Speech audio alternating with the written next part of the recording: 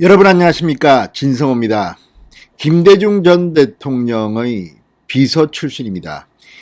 그리고 호남 출신으로 이 서울 금천구에서 국회의원을 한 적도 있습니다. 자, 장성민 전 의원, 지난번 국민의힘 대통령 후보 경선에도 참가했던 인물입니다. 장성민 전 의원, 아무래도 호남 출신의 그쪽 민주당 인맥이 넓은 모양입니다. 계속해서 민주당 내부에서 벌어지는 일들을 분석하고 경고를 보내고 있습니다. 자, 장성민 전 의원이 방금 전 글을 올렸습니다. 이른바 12월 대란설을 주장했던 장성민 전 의원, 이번에는 좀 더 한 단계 한 걸음 다가선 내부 정보를 공개했습니다. 이재명 후보가 지금 크게 흔들리고 있다는 겁니다. 그래서 이재명 후보가 그 길을 막기 위해서 지금 몸부림치고 있는 것 같습니다. 자, 지금 이재명 후보에 대해서 이낙연 전 대표 측이 비판하고 하는 바람에 민주당의 당원 게시판은 폐쇄돼 버렸습니다. 내년부터 문을 연다고 합니다. 그런데 실명제라고 합니다. 제가 국회의원 시절에 이 인터넷 실명제 이런 것들을 많이 주장했는데 그때 가장 강하게 반박한 곳이 민주당이었습니다. 그런데 이제 자신의 정당 당원 게시판은 실명제를 하겠답니다. 그만큼 언론 자유가 민주당 내에서 위축되고 있는 것 같습니다. 자, 그 정도로 지금 이재명 후보는 사실 위기에 처한 것 같습니다. 메타버스, 매주 타는 버스를 가지고 이재명 후보는 전국을 순회하고 있는데 이 메타버스에 같이 올라타는 민주당 현역 의원의 모습은 잘 보이지 않습니다. 자, 이런 사정들을 장성민이 폭로했습니다. 진성호의 직설 시작합니다. 방송에 앞서 아직 진성호 방송에 구독자가 아니신 분은 붉은색 구독 버튼 눌러주십시오. 더 좋은 방송으로 보답하겠습니다. 자, 이재명 12월 대란설을 제기했던 장성민 세계화 동북아 평화포럼 이사장이 이재명 민주당 후보가 긴급 처방 2가지를 내놓았다, 이렇게 주장했습니다. 긴급 처방 2가지는 지금 위기에 찬 이재명이 만회하기 위해서 내놓은 카드라고 합니다. 자, 그러면서 조국 사과 이틀 만에 자신과 일체화하고 169명 민주당 의원들에게 호소 편지를 발송했다고 말했습니다. 이 장성민 이사장은 이재명 후보가 12월 중 낙마할 가능성이 있다는 이른바 12월 대란설을 제기했던 그런 인물입니다.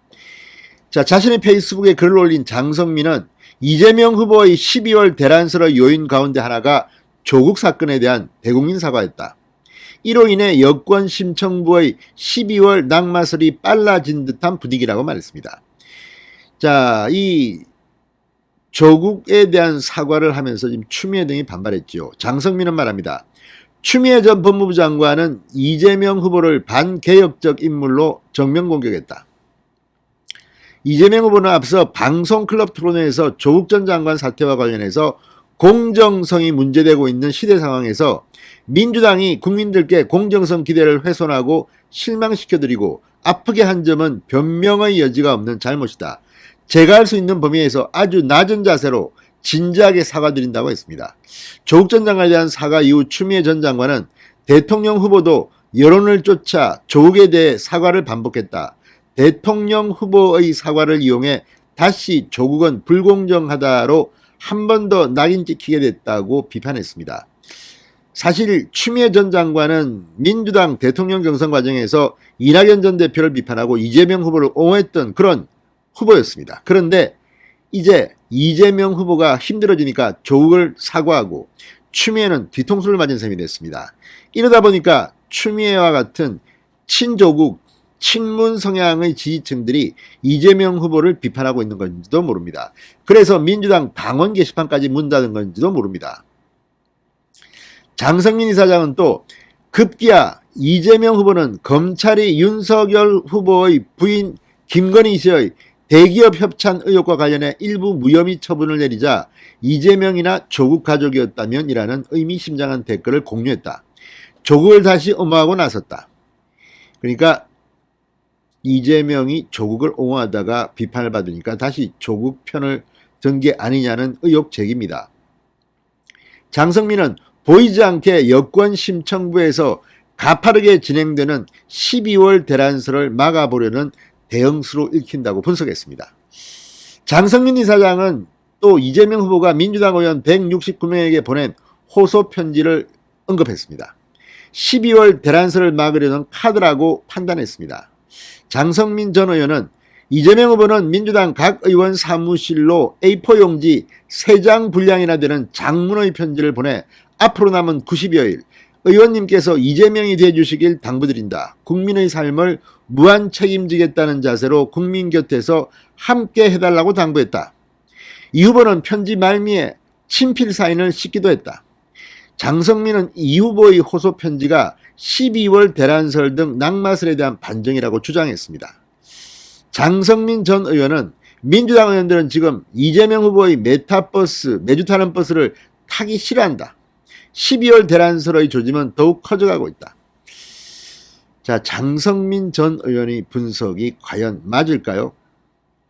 지금 장성민 전 의원은 국민의힘 소속 정치인 중에는 비교적 이 민주당 그쪽 특히 호남 DJ계와 교분이 두텁습니다.